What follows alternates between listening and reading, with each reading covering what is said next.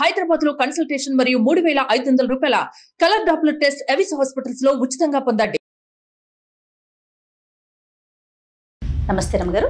నమస్తే జయ. రమగారు, మనము నవరాత్రులు ఈ సందర్భంగా ప్రతిరోజు అమ్మవారి అలంకరణ, నైవేద్యం, ఆ రోజు యొక్క విశిష్టత చక్కగా కథల రూపంలో మాకు వివరించారు.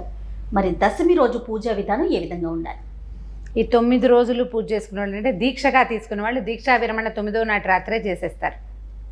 మనం అట్లా కాదు, పండగ చేసుకుంటాం 10 రోజులు అంటే 9 రోజులు 9 అలంకారాలతోటి అమ్మవారికి చెప్పుకున్నాం కదా. 10వ నాడు అపరాజిత స్వరూపంలో అమ్మవారిని పూజిస్తారు. నవదుర్గా పూజా విధానం అయిపోయింది, అవతార విశేషాలు అయిపోయినాయి నిన్ననే. ఈ రోజున అపరాజితాదేవి అంటే ఎక్కడా పరాజయాన్ని పొందని తల్లి ఈ రాజరాజేశ్వరీ దేవి. అపరాజిత స్వరూపాన్ని కనుక పూజిస్తే యుద్ధాల్లో గెలుపొందుతామని, ఈమెకి పూజ చేస్తే మనకి తిరుగులేదు అని చెప్తారు. తిరుగులేదు, దశమి నాడు కనుక పూజించిన వాడికి తిరుగు లేకుండా ఉంటుందని. ఈ రోజున మనం అక్షరాభ్యాసాలు చేసుకుంటాం. అంటే మూలా నక్షత్రం నాడు అక్షరాభ్యాసం చేసుకోవచ్చు, దశమి నాడు కూడా అక్షరాభ్యాసాలు చేసుకోవచ్చు, కొత్త వ్యాపారాలు మొదలు పెట్టుకోవచ్చు, కొత్తవి ఏవైనా సరే కొత్తగా విద్యాభ్యాసం చేసే వాళ్ళకి చేయించవచ్చు. అన్నిటికీ చాలా మంచి రోజు. ఈ రోజున వాళ్ళ నక్షత్రానికి సూట్ అవుతుందా, తిది మంచిదా, అవన్నీ ఏం ఆలోచించకూడదు, ఆలోచించక్కర్లా.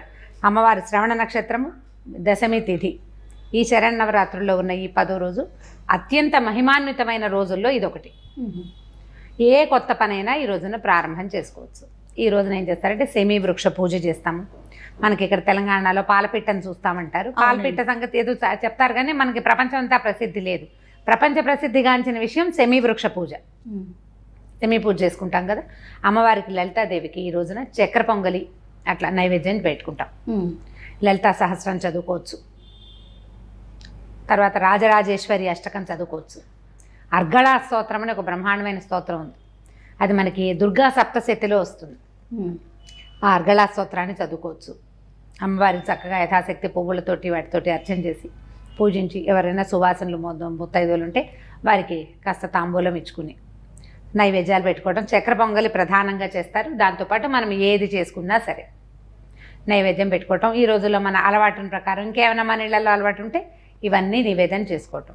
అయితే సెమీ వృక్ష పూజ చాలా ప్రధానమైనది. ఏంటంటే ఈ రోజున ఈ సెమీ వృక్షం మీద ఉన్నటువంటి తమ ఆయుధాలని తీసుకున్నాడట అర్జునుడు. విజయదశమికి కొన్ని గంటల ముందు ఆయన యుద్ధానికి వెళ్ళవలసి వచ్చింది. ఇది ఎప్పుడైతే సంగతి, మన వీళ్ళు అజ్ఞాతవాసం చేస్తున్నప్పుడు పాండవులు అజ్ఞాతవాసం చేస్తూ విరాట రాజు దగ్గర ఉన్నారు. ఎప్పుడైతే వీళ్ళు ఇక్కడ ఉన్నారని తెలిసిందో, వీళ్ళ అజ్ఞాతవాసాన్ని కనుక భంగం చేస్తే వీళ్ళు మళ్ళీ 12 ఏళ్ళు అరణ్యవాసం చేయాలి. వాళ్ళ నియమం ఒడంబడిక అది. అందుకని అజ్ఞాతవాస భంగానికి ప్రయత్నించినటువంటి కౌరవులు ఈ విరాటుని యొక్క గోగ్రహణం చేశారు. ఆవుల్ని లాగేసుకున్నారు. వాళ్ళకి ఆవులే వాళ్ళ ప్రధానమైన పశు సంపద ఎక్కువ. ఉత్తర గోగ్రహణం, దక్షిణ గోగ్రహణం అది లెక్క. ఒక దిక్కు నుంచి ఒకళ్ళు, ఇంకో దిక్కు నుంచి ఇంకొకళ్ళు లాక్కెళ్ళారు. అయితే ఒక దిక్కుకి మిగిలిన మా జనం అంతా వెళ్ళారు యుద్ధం చేయటానికి. ఇక సభలో ఇక్కడ మిగిలింది, ఊళ్ళో మిగిలింది ఉత్తర కుమారుడు, ఒక రాజకుమారుడు తప్పిస్తే ఇంకెవరు లేరు. రెండో వైపున గోవులు ముట్టడిచ్చేశారు. ఇప్పుడు యుద్ధానికి వెళ్ళాలంటే ఎవరు మిగిలారు? రాజకుమారుడే ఉన్నాడు. ఆయనకి సారథిగా వెళ్ళటానికి బృహన్నలగా స్వరూపంలో ఈ అంతఃపురంలో నాట్యాచార్యుడుగా ఉన్న అర్జునుడిని పంపించారు. ఆయన కొంచెం తోలటం వచ్చని చెప్పింది సైరంధ్రిగా ఉన్న ద్రౌపదీదేవి.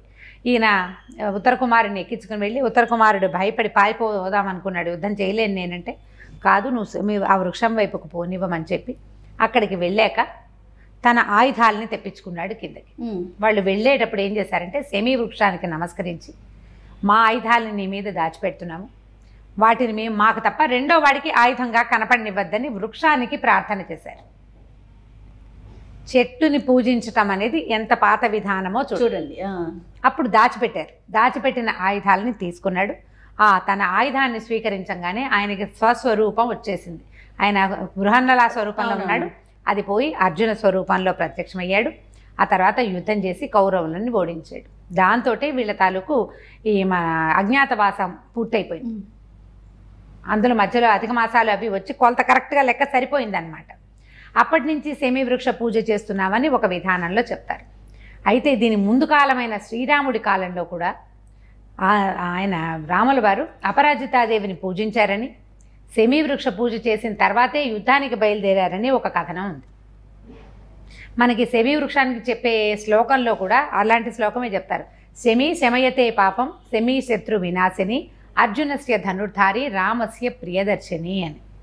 అర్జును యొక్క ధనస్సును ధరించి రాముడికి ప్రియదర్శనాన్ని చేసినటువంటి శమీ వృక్షం పాపాలని శమింపచేస్తుంది, శత్రు వినాశనం చేస్తుంది, మనకి శత్రువుల్ని పోగొడుతుంది. మనకి వృక్షాలని పూజించడం అనేది అతి పురాతనమైన సాంప్రదాయం భారతదేశంలో. సాధారణంగా మనం అశ్వత్థ వృక్షానికి పూజ చేస్తాం, మర్రి చెట్టుకి కూడా వట సావిత్రి వ్రతం అని చేస్తాం, ఉసిరి చెట్టుని పూజిస్తాం, తులసిని నిత్య పూజా విధానంలోనే తులసి పూజ చేసుకుంటాం. వీటితో పాటు జమ్మి చెట్టు ఇదే శమీ వృక్షం. దాంతోపాటుగా ఔదుంబర వృక్షం దత్తాత్రేయ స్వామి దాని కింద నివసిస్తాడని చెప్పుకుంటాం. ఇట్లా కొన్ని వృక్షాలకి ప్రత్యేకంగా పూజించడం మన విధానం. ఏదైనా చెట్టు కొట్టేటప్పుడు కూడా దండం పెట్టి అవసరం కోసం కొడుతున్నామమ్మా అని చెప్పాలంటారు. పూజ అంత పురాతనమైంది.